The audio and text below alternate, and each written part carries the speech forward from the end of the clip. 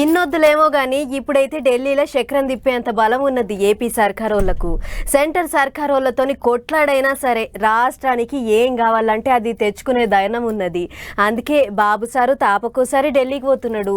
ఏమేం కావాలనో ఏమేమి ఇవ్వాలనో పెద్ద సార్లతోని కూర్చొని మాట ముచ్చట చేస్తున్నాడు. అట్లనే ఈసారి కూడా సారు ఢిల్లీ పోయి రాష్ట్రానికి వచ్చే లెక్కల ముచ్చట గట్టినే మాట్లాడిండట.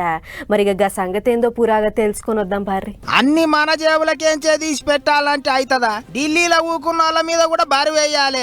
సందు దొరికినప్పుడే వచ్చేటి అన్ని రాబట్టుకోవాలి అన్నట్టు ఓ రేవు పోంటి బండి నడిపిస్తాండు బాబు సారు. ఢిల్లీకి పోయి రాష్ట్రానికి వచ్చే పైసల మీద గట్టిగానే చక్రం తిప్పుతాండు. గట్లనే ఇప్పుడు మళ్ళోసారి హోం మంత్రి అమిత్ షా సార్ను కలిసిండు.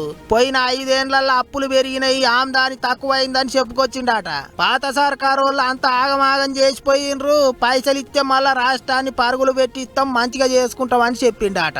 గంతేకాదు అన్ని రాష్ట్రాలకు ఇచ్చినట్టు కాకుండా ఇప్పుడు వచ్చే పద్దుల ఏపీకి ఎక్కువ పైసలు ఇవ్వాలి, కొత్త కొత్త కార్ఖానాలు తెరవాలి, అవన్నీ బడ్జెట్లో పెట్టాలి అన్నట్టు కూడా కోరిండట ముఖ్యమంత్రి. ఇగిదిట్లుంటే అన్ని రాష్ట్రాల ముఖ్యమంత్రులకు ఢిల్లీలో ఓ ఇల్లు ఇస్తారు కాబట్టి అట్లనే చంద్రబాబు సారు కూడా ఓ ఇల్లు ఇచ్చిండ్రాట.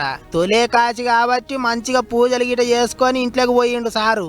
అటెనక విజయవాడ బాట పట్టిండు.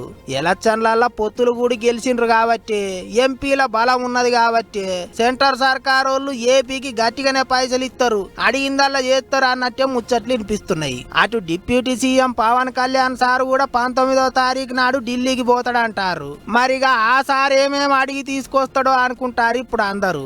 ఏమైనా సెంటర్ల బలం బలగం గట్టిగా ఉన్నది కాబట్టి పైసలు కూడా గట్టిగానే పట్టుకొచ్చుకునే ఇగురం చేస్తాండ్రు ఏపీ సర్కారు వాళ్ళు. మరిగా ఏ పార్టీ ఇగుర పెడతారో ఏమో చూడాలి.